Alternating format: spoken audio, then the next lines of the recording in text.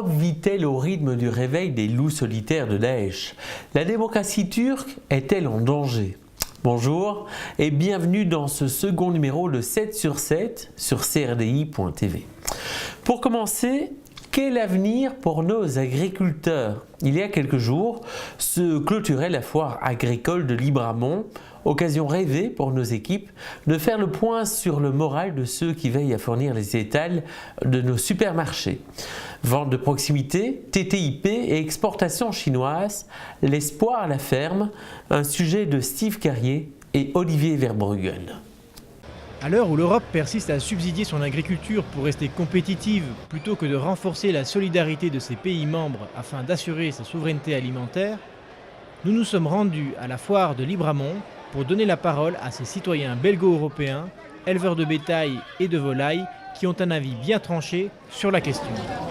La foire se passe plutôt bien, on a l'impression d'être entendu, mais malheureusement par un monde politique qui aujourd'hui est belge ou wallon et qui à l'Europe n'a pas suffisamment de levier d'action, il faut le reconnaître. On veut un modèle au moins qui régule nos fermes et qui avantage les petites et moyennes fermes avant tout.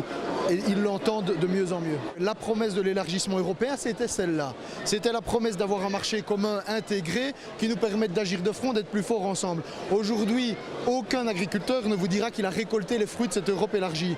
Donc, renouveler le mensonge sur le TTIP, sur un partenariat avec les États-Unis, on voit tout de suite qu'on est complètement dans le déni et qu'on est dans une fuite en avant perpétuelle. Nous exploitons les animaux. Alors pourquoi ne donnons... Il faut leur donner le bien-être, tout à fait, puisque nous avons la chance de les exploiter. Quand on voit comment parfois certains animaux sont détenus, c'est criminel.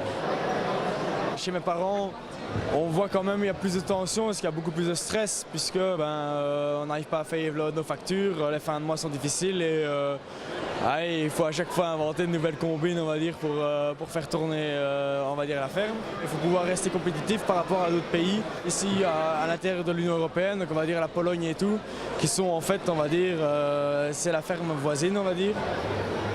C'est un métier très dur, vu que tu ne gagnes pas. Pour le moment, la Chine attire beaucoup. Mais il paraît que pour la fin de l'année, la production porcine en Chine va augmenter terriblement.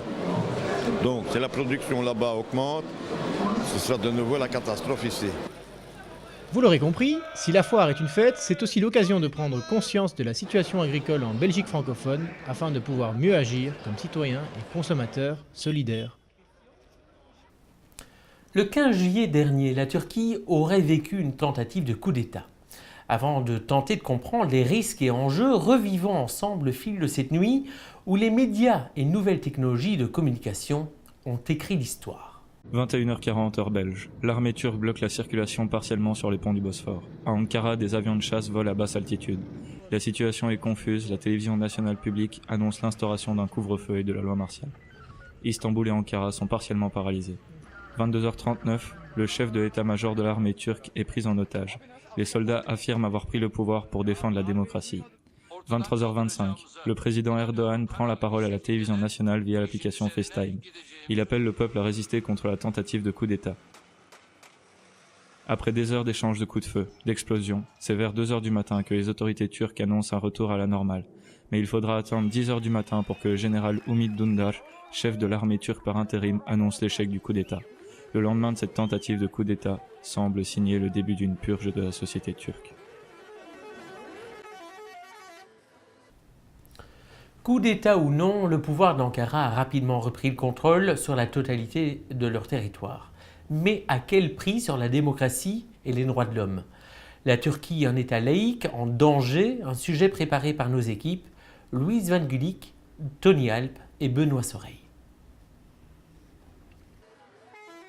La situation en Turquie actuellement est assez catastrophique.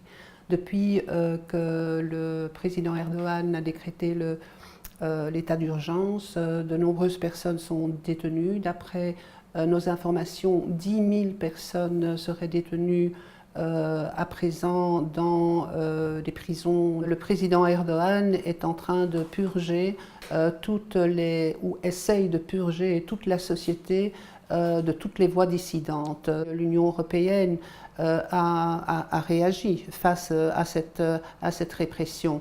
Bon, nous espérons simplement que les protestations qui sont actuellement en cours vont persévérer. Ce que nous voulons faire, c'est rappeler au président Erdogan que, d'abord que nous comprenons qu'un coup d'État, les responsables d'un coup d'État doivent être arrêtés, jugés, mais qu'il doit absolument respecter l'état de droit. Il faut aussi que les médias puissent faire leur travail. Suite à la tentative de coup d'État, l'état d'urgence est décrété pour une durée de 3 mois. Le pays annonce qu'il va déroger à la Convention européenne des droits de l'homme. La question de la peine de mort est remise sur la table. Depuis, l'adhésion à l'Union européenne est reconsidérée. Le commissaire européen à l'élargissement Johannes Hahn a implicitement mis en garde la Turquie contre un gel des négociations. Bizler yıllardır şunu söyledik, Türkiye iyi veya kötü. Ça fait des années que nous le disons. La Turquie, qu'elle soit dans de bons ou de mauvais moments, reste un état de loi. Malheureusement, ces 15 dernières années, le côté loi de la Turquie s'est éloigné avec l'arrivée d'Erdogan. Le président avait bien entendu des objectifs et certains disent qu'il marchait avec les putschistes.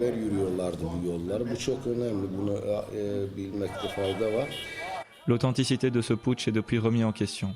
Erdogan serait-il derrière tout ça? En tout cas, à l'heure actuelle, il semble qu'il en sort grand gagnant. Tony Alp, vous êtes notre spécialiste sur les questions turques. Alors c'est une première, la population s'est retournée contre son armée, une armée qui pourtant souvent était la garante d'une certaine liberté et défense de la laïcité. Est-ce que la communauté internationale doit s'en inquiéter ? En effet, Olivier, je commencerai par dire que la communauté internationale doit s'inquiéter vu les différentes violations des droits fondamentaux qu'il y a eu récemment en Turquie. Mais à court terme, c'est la Turquie et son peuple lui-même qui seront le plus atteints.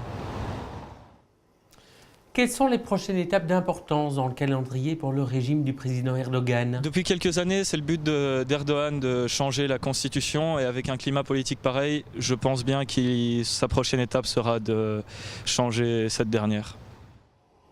Tony Alp, journaliste CRI.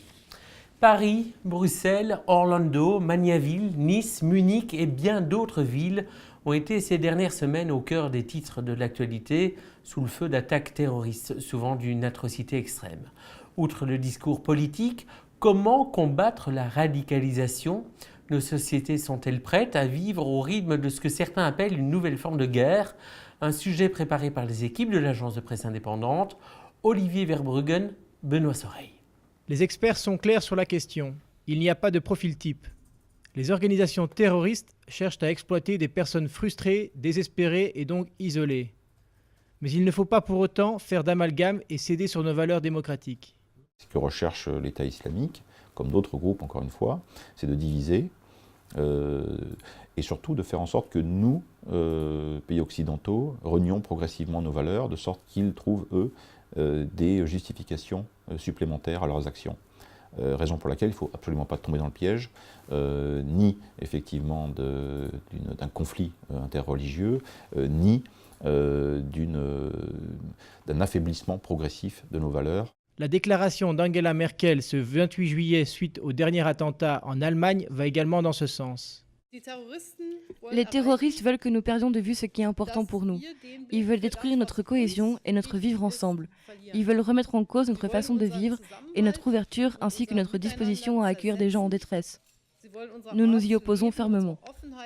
Selon les psychologues en charge des victimes du terrorisme, la réponse au niveau personnel ou sociétal face à ce type d'événement se doit d'être la même. Les attaques terroristes de ce type-là ont vocation à diviser et à cliver les groupes humains. Un des enjeux va évidemment d'être de répondre de façon apaisée et unifiée. Ce ne sera pas la réponse, la première qui va venir à l'esprit de chacun. Le risque, c'est le risque de fracture, c'est-à-dire le risque que les actes terroristes atteignent leur but, qui est de diviser notre société, de nous monter les uns contre les autres, de faire séparer les valeurs qui jusqu'à présent nous unissent. c'est un risque sociétal qui rejoint le risque psychologique de chacun. L'enjeu d'ailleurs, des prises en charge psychologiques, est de dépasser ce moment, de faire en sorte qu'on n'en reste pas là, que les choses ne se cristallisent pas et qu'on puisse retrouver les forces et les ressources qu'on a à l'intérieur de nous. Je peux imaginer qu'à l'échelon d'une société, ça puisse être un modèle. Le travail social qui est fait, d'unification du tissu, d'information à l'école, dans les sociétés, est le premier. Finalement, le meilleur outil de prévention à la radicalisation reste le travail d'intégration et d'éducation, tel que le font par exemple les services d'aide en milieu ouvert dans plus de 19 centres à Bruxelles, en zone sensible. Je parle d'une commune que je connais bien, qui est celle de Molenbeek, où il y a une densité associative très importante. Je pense que ce maillage associatif aura permis à ce que la situation ne soit pas plus grave que ce qu'elle est aujourd'hui. On essaye effectivement de mettre en place des espaces où les jeunes peuvent vivre en collectivité des expériences positives. Et on voit que ça fonctionne. Quand on voit les profils des jeunes qui ont été arrêtés ici à Molenbeek, on se rend bien compte qu'ils ont raté tout leur parcours scolaire, ils ont été en déshérence pendant des années, etc. Quand on voit ici, toutes les semaines, 50 jeunes qui viennent ici en soutien scolaire, tous ces garçons et ces filles qui réussiront leurs études, qui auront le pied à l'étrier pour aller vers un avenir professionnel intéressant, c'est aussi une manière de lutter contre cette forme de radicalisation et ce désespoir social, parce que beaucoup de jeunes qui ont été à un moment embrigadés dans ce djihadisme seront des jeunes qui sont en désespoir total et qui à un moment ont une telle haine contre la société qu'ils estiment les avoir abandonnés, qui vont sublimer ça dans ce djihad contre la société occidentale qui les a abandonnés. Il y a très peu de moyens aujourd'hui encore qui sont mis au service de l'école. Je pense qu'on devrait avoir des moyens bien plus importants que ceux qu'on a aujourd'hui, histoire que tout le monde ait les mêmes chances de réussir.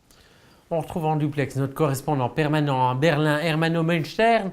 Hermano, concrètement, cette série d'attaques a-t-elle perturbé fondamentalement la vie et la pensée du peuple allemand ? Cette poussée d'attaque renforce le mouvement anti-islam Pegida et aussi les partis eurosceptiques et anti-migrants Alternative pour l'Allemagne, qui comptent surtout sur les élections en 2017 pour faire une entrée au Bundestag. Et ces mouvements de droite estiment que la migration est une menace pour la sécurité et la stabilité de l'Allemagne et de l'Europe. Est-ce que la population est prête à faire une croix sur ses libertés individuelles ou sur son droit à la vie privée afin d'assurer une meilleure lutte contre le terrorisme ? Je crois pour certaines périodes de temps, la population serait prête. Oui. Merci Hermano. Avant de se quitter, notre clin d'œil de la semaine nous ramène dans un univers plus festif et enfantin avec l'ouverture de la Foire du Midi qui envahit son boulevard bruxellois sur près de 2 km. La 136e Foire du Midi vous accueille désormais chaque jour jusqu'au 21 août prochain. 1 500 000 visiteurs sont dorénavant attendus.